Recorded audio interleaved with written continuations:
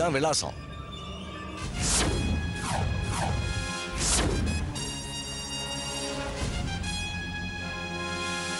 பாத்துக்க Pooja, mummy return மாதிரி உங்க டாடி ரிட்டர்ன். என்னம்மா இது, கல்யாண பொண்ணே வந்து கதவு திறக்கிற? அந்த காயத்ரி தப்பவே முடியாது. புரியலல்ல? நான் புரிய வைக்கிறேன். வழக்கமா சேட்டு நகையை கொடுத்து அனுப்புனார்னா கூடவே சீட்டையும் கொடுத்து அனுப்புவாரு.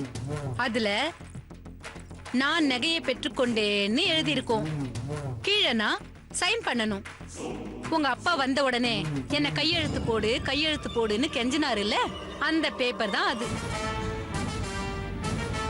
நான் பண்ண கூத்துல அங்க மாப்பிள்ளை வீட்டுக்காரங்க வந்துருவாங்கங்கிற டென்ஷன்ல அந்த பெற்றுக்கொண்டேன்ற சீட்ல என்கிட்ட அவர் கையெழுத்தே வாங்கலையே.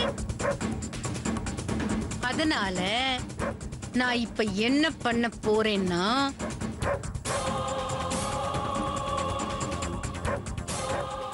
என்னம்மா சொல்றீங்க? இன்னும் நகை வந்து சேரலையா?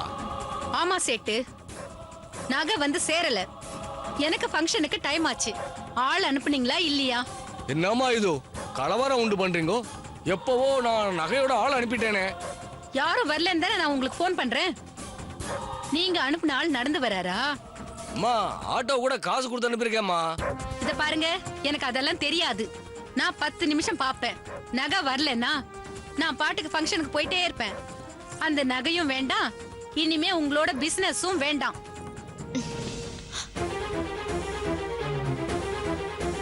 என்ன பண்றது? எங்க போனா அந்த ஆளு? எப்படி? ஐயோ, உன்னோட அறிவு யாருக்குமே வராது. வரலன்னு சொல்றாங்க. ஜெகநாதன் போய் 1 மணி நேரத்துக்கு மேல ஆகி போச்சே. அந்த மாதிரி ஆள் கிடையாதே. நல்ல ஆளுன்னு கேள்விப்பட்டேனே. எதுவும் ஆக்சிடென்ட் ஆகி போச்சோ?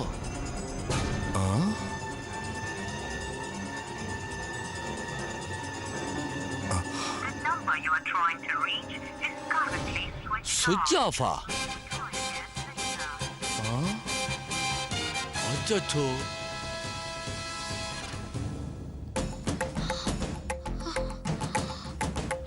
ஏய் எந்தரா, இதுக்கு மேல என்னால பொறுமையா இருக்க முடியாது. கொஞ்சம் தயவு பண்ணி உட்காருங்க சார். ஒரு 5 நிமிஷத்துல வந்துருவாங்க. என்னையா நீ 5 நிமிஷம் 10 நிமிஷம்ட்டு ரொம்ப நேரம் உட்கார்ந்தாச்சு. நாங்க என்ன பொண்ணு பார்க்க வந்தோமா இல்ல பொழுதுபோக்க வந்தோமா? என்ன சார், எங்களுக்கு என்ன வேற பொண்ணே கிடைக்காதா? யோ, பொண்ணை பெத்தவனுக்கே அந்த பொண்ணு மேல அக்கறை இல்ல. நான் ஏன் வருத்தப்படணும் சார்? டேய் வாட போலாம். சார் சொல்றத கேளுங்க சார். என்னத்த வந்துருவார் சார்.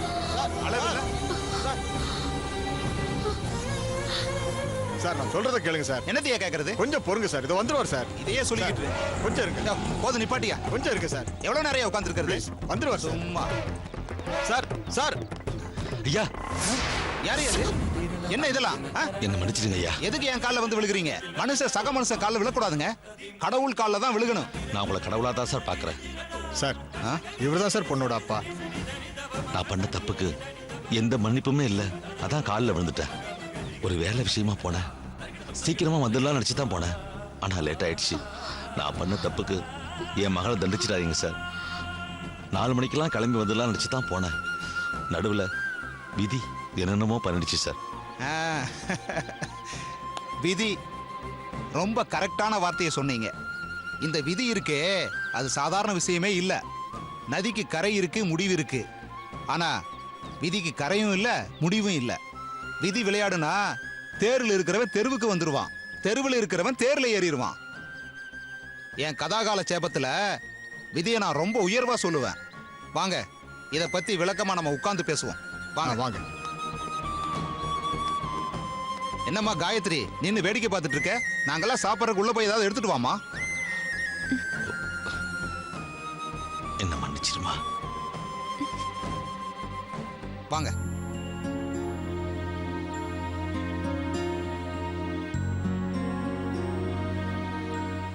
நீங்க ஏன் நிக்கிறீங்க? உட்காருங்க. பரவாயில்ல, சும்மா உட்காருங்க. சார், இந்த விதி யார் வாழ்க்கையில என்னென்ன விளையாட்டு நடத்திருக்குன்னு சொல்றேன். அதாவது இந்த நல மகாராஜனை பத்தி கேள்விப்பட்டிருக்கீங்களா? அவர் பெரிய நாடாண்ட மகாராஜா. அவருக்கு 7.5 நாட்டு சனியப்போ அவருக்கு விதி விளையாண்டது எவ்வளவு பெரிய விஷயம் தெரியுமா? 12 வருஷம் வனவாசம், 1 வருஷம் அஞ்ஞான வாசம். அந்த 1 வருஷம் சமையல் வேலைக்கெல்லாம் போனா அவ்வளவு பெரிய மகாராஜன். அப்படி போயிருக்கும் போது தனக்கு கீழே இருந்த ஒரு குறுநில மண்ணங்கிட்ட போய் சமையல் வேலை பண்ணப்போ அதுல அந்த சனி முடியா வந்து விழுந்தா பாருங்க அந்த சாப்பாட்டுல. அப்ப அவன் கேட்டான், நெஞ்சாது மார்க்கம் நினைந்துரைக்க நீ அல்லாது அஞ்சாரோ அல்ல அடுமடையார், எஞ்சாது தீமையே கண்ட.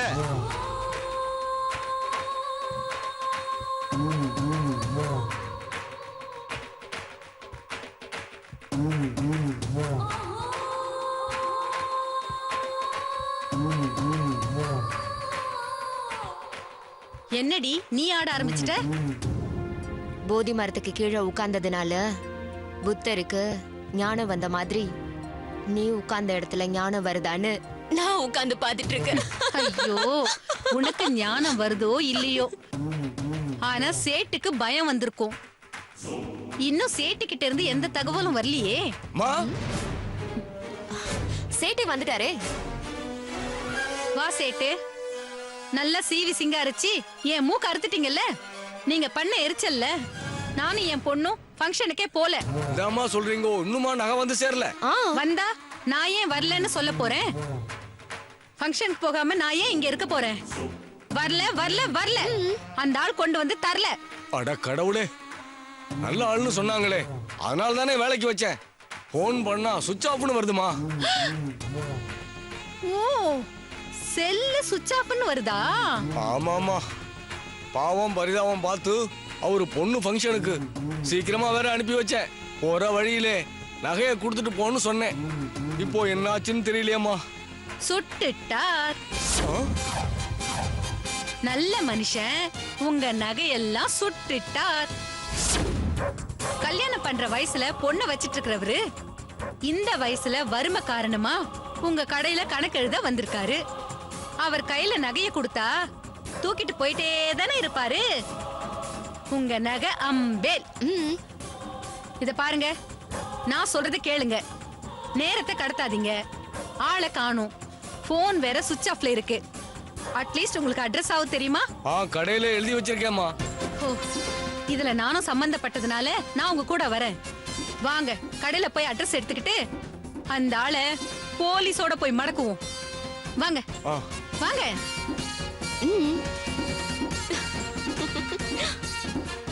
செம்ம பிளான் தான். அப்பா மாட்டினார் இன்னைக்கு.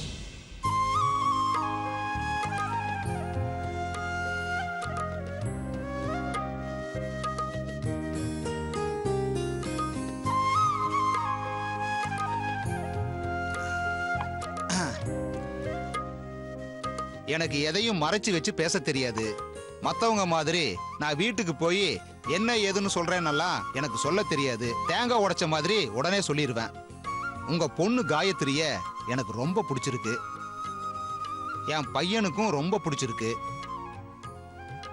உங்க பொண்ணை எனக்கு ரொம்ப பிடிச்சு போனதால தான் நீங்க வர்றதுக்கு லேட்டானாலும் நான் காத்துட்டு இருந்தேன். கொஞ்சம் சீக்கிரமா போ. எதுக்கு வளவளன்னு இழுத்துக்கிட்டு? நான் வெளிப்படையாவே கேக்குறேன். என் மருமக காயத்ரிக்கு எத்தனை பவுன் நகை போடுவீங்க? என் மருமக காயத்ரிக்கு என்ன சீர்சனத்தை செய்வீங்க? என் மகன் சாரி உங்க மருமகனுக்கு எந்த கம்பெனிக்கார வாங்கி கொடுக்க போறீங்க? இன்னைக்கு கார் இல்லைன்னா கம்ஃபர்டபுளா வாழ முடியாது. சின்ன காரா இருந்தாலும் பரவாயில்ல, நகை நட்டு சீர்சனத்தையோட ஒரு காரையும் வாங்கி கொடுத்துருங்க. சீக்கிரமா போயா. நான் கேட்டதை நீங்க பண்ணிட்டா அதுக்கப்புறம் அது வேணும் இது வேணும்னு என் மருமகளை உங்க வீட்டுக்கு நான் அனுப்ப மாட்டேன். இது நான் கும்புற முருக மேல சத்தியம். என்ன சொல்றீங்க? சரிங்கய்யா, பண்றேன். நீங்க கேட்ட எல்லாத்தையும் நான் எப்படியாவது ஏற்பாடு பண்றேன். அப்புறம் என்ன, நான் கேட்டதை நல்லா ஞாபகத்தில் வச்சுக்கோங்க. கார் வேணும். சரி, இப்ப நகை பத்தி பேசுவோமா? நானும் வரேன். அடடே, வாங்க சேட்டு. வர்றேன். வாங்க. ஏய், என் நகை எங்கடா? சொல்லு. சேட்டு என்ன இது மரியாதை இல்லாம மாப்பிள்ளை வீட்டுக்காரங்க வந்திருக்காங்க. திருட்டு ராஸ்களுக்கு மரியாதை வேணுமா? என்ன சேட்டு நம்பி நகையை கொடுத்தா திருட்டுத்தனமா பண்ற? செத்தாலும் சாவியான தவிர ஒரு நாளைக்கு திருட்டுத்தனம் பண்ண மாட்டேன். அப்போ நான் கொடுத்த நகை எங்க? நீங்க எழுதி கொடுத்த விலாசத்துல கொண்டு போய் சேர்த்துட்டேன். நகை வந்து சேரலன்றாங்களே. யார் சொன்னது? நான் தான் சொன்னேன். ஆமா, நான் தான் சொன்னேன். நகை வரல, நகை கொடுத்து அனுப்பின ஆளோட நாணயம் செத்து போச்சுன்னு நான் தான் சொன்னேன். சேட்டு, ஏன் கழுத்துல இருக்க வேண்டிய நகைங்க அவர் மக கழுத்துல இருக்கான்னு பாருங்க. பாருங்க. சேட்டு என்ன? இல்லையேம்மா. இல்லன்னு என்கிட்ட சொன்னா என்ன ஆக போகுது? எங்க ஒளிச்சு வச்சிருக்காருன்னு இந்த திருநவர்கிட்ட கேளுங்க. வாய மூடு. சும்மா சும்மா திருடன் திருடன் சொல்லாத. நகை எல்லாம் கூட ஒப்படைச்சிட்டே நீ வாங்கிட்ட. சரி, நான் நகையை வாங்கிட்டேன்னு வெச்சுக்கோங்க. நான் நகையை பெற்றுக்கொண்டேன்னு ஒரு ரிசீவ்டு ஸ்லிப் இருக்கும்ல, அது எங்க? சொல்லுங்க சார், சீட் எங்க? சீட் எங்க?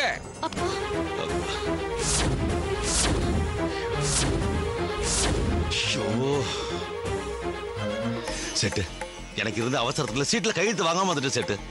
சேட்டு, இவர் அவசரத்துக்காக எழுதி வாங்காம வரல, அவசியத்துக்காக நகையை திருடிட்டாரு. பொய் சொல்லாத. நீ எதுக்காக என் மேல அபாண்டமா இப்படி பழி போடுறேன்னு சேட்டுக்கு தெரியாது, எனக்கு தெரியும். சேட்டு, இவ யார் தெரியுமா? இவ யார்?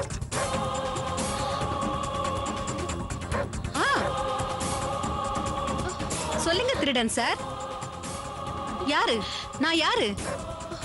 நான் யாருன்னு ரொம்ப அவசரமா ரொம்ப வேகமா சொல்ல வந்தீங்க. சொல்லுங்க யாரு? நான் யார் சார்? ஏன் நிறுத்திட்டீங்க? நான் யார் சார்?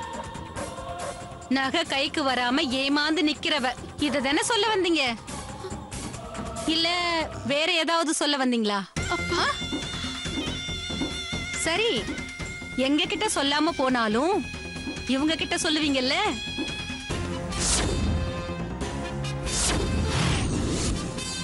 சார், நான் போன்ல சொன்னல நகை திருடன், அவர் இவர்தான்.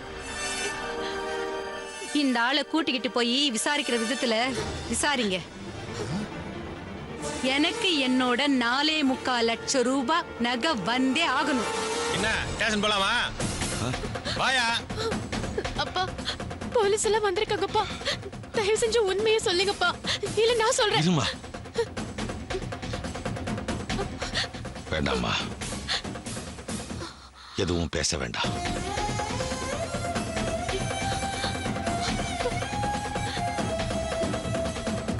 ஐயா, அந்த நகையை நான் திருடல.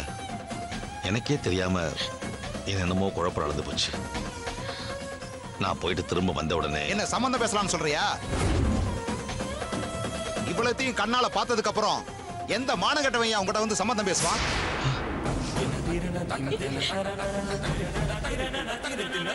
யோ தரகரே, பொண்ண தங்கம் தங்கம்னு சொன்னியே, பொண்ணை பெத்தவன் தகரம் நேய சொல்ல.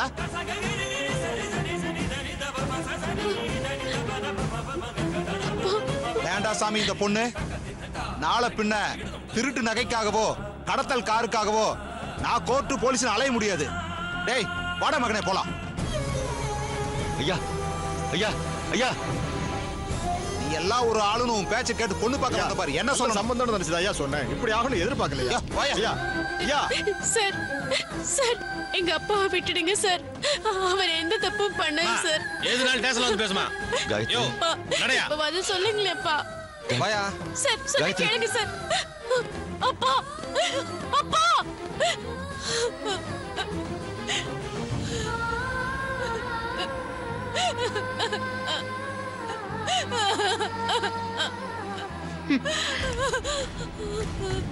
இது எப்படி இருக்கு? பாவம்.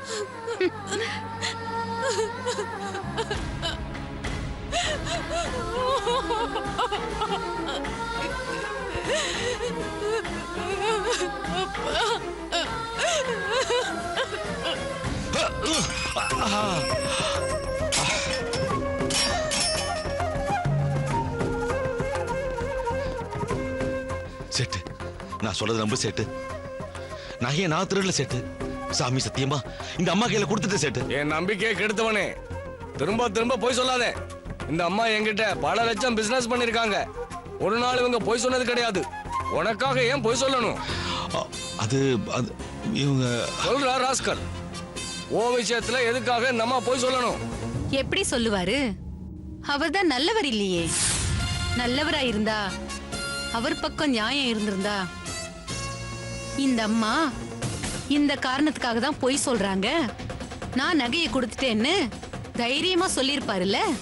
சேட்டு, நான் வாழறதே என் பொண்ணு காயத்ரிக்காகத்தான்.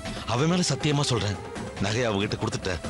மாப்பிள்ளை வீட்டுக்காரங்க வந்து அவசரத்துல சீட்ல கையெழுத்து வாங்காம வந்துட்டேன். அதான் உண்மை.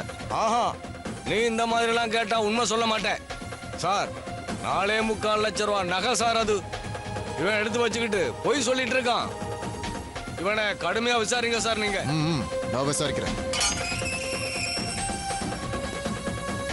என்னையா கொஞ்சம் வயசான ஆளா இருக்கேன்னு பார்த்தா மரியாதைலாம் உனக்கு வேண்டாமா? சேட்டு நகையை கொடுத்து அனுப்பிச்சுன்னு சொல்றாரு. அந்தம்மா நகை என் கைக்கு வந்து சேரலன்னு சொல்றாங்க. நகை என்னாச்சு சொல்லுடா, நகை என்னாச்சு? சார் அடிக்காதீங்க சார். சார் 4.25 லட்சம் ரூபாய் நகைக்காக நான் நாணயத்தை வைக்கிறவில்லை சார். கொஞ்சம் மரியாதை பேசுங்க சார். நகையை திருடன உனக்கெல்லாம் என்னடா மரியாதை கேக்குது? அடிக்காதீங்க சார். Sir please. ஐயோ அம்மா. சார் சார் சொல்லு. ஐயோ சார் அடிக்காதீங்க. நகையை யார்கிட்ட கொடுத்து வச்சிருக்க சொல்லுடா. சார் சொல்லு. அடிக்காதீங்க சார். அடிக்காதீங்க சார். அடிக்காதீங்க. சத்தியமா அந்த அம்மா கையில நகையை கொடுத்துட்டேன் சார். அந்த அம்மா நகையை வாங்கியிருந்தா எதுக்காக வாங்கல நீங்க வந்து சொல்லணும். எதுக்காக வாங்கல நீங்க வந்து போய் சொல்லணும். சார் சொல்றா. ஐயோ நகையை வரணும் எதுக்கு போய் சொல்லணும்? சார் அடிக்காதீங்க. ஐயோ ஐயோ ஐயோ அம்மா. சார் சொல்லு ஜெகநாதா, சொல்லு. இவ என் பொண்டாட்டி, நான் இவளோட சேர்ந்து வாழலன்னு அவ என் மேல பழி போடுறான்னு சொல்லு. சொல்றா. செத்தால சாவியனை தவிர உன்னை என் பொண்டாட்டின்னு சொல்லவே மாட்டேன். நகை எங்க? யோ, நான் உன்னை கேட்டா நீ அந்த அம்மாவை பாக்குற? சொல்லு. எங்க சார் சேட்டு சொன்ன மாதிரி அந்த நகையை அம்மா கையில கொடுத்துட சார். நகை என் கைக்கு வரலன்னு அந்த அம்மா சொல்றாங்களா?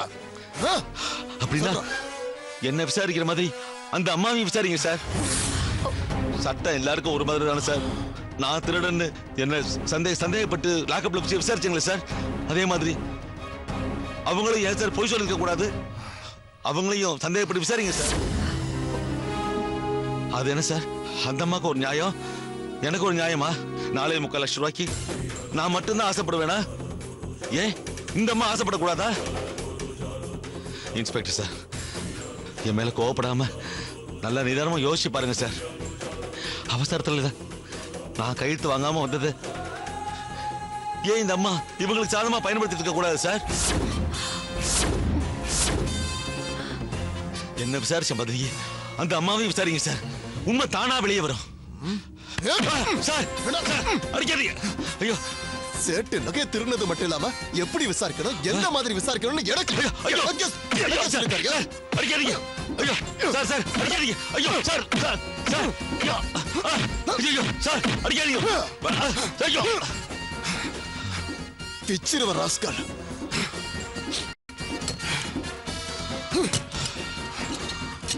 வந்து கம்ப்ளைண்ட் ஒன்று எழுதி கொடுங்க சார்.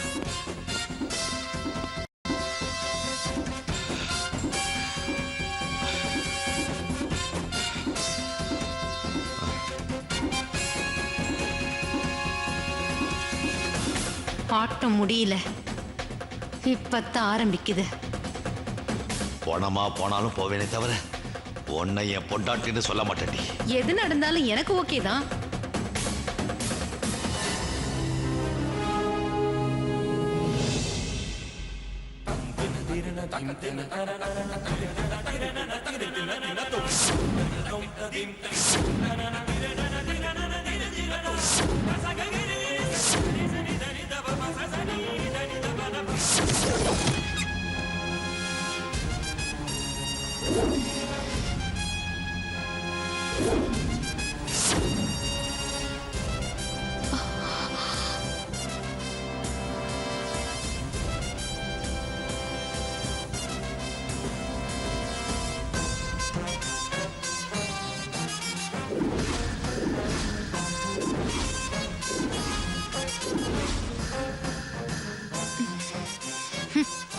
என்னடி தகப்பன் தப்பே இல்லாதவரா வெளியில வரணும்னு தவம் இருக்கியோ?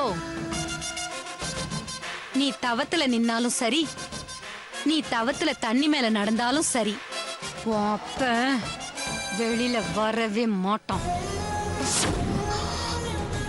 1 இல்ல 2 இல்ல 4.25 லட்சம் ரூபாய் நகைய அபேஷ் பண்ணிட்டாரு. சும்மா விட்டுருவாங்களா? 1 2 3ன்னு கம்பீரமா ஜெயில்ல கம்பி எண்ணி தாண்டி வருவாரு. உங்க அப்பா என்ன பொண்டாட்டின்னு சொல்ல மாட்டாராம். என் பொண்ணு பூஜாவ அவர் பொண்ணுன்னு சொல்ல மாட்டாராம். அவரை சொல்ல வைக்கதாண்டி நகைய திருநாருன்னு நான் தான் சிக்க வச்சேன்.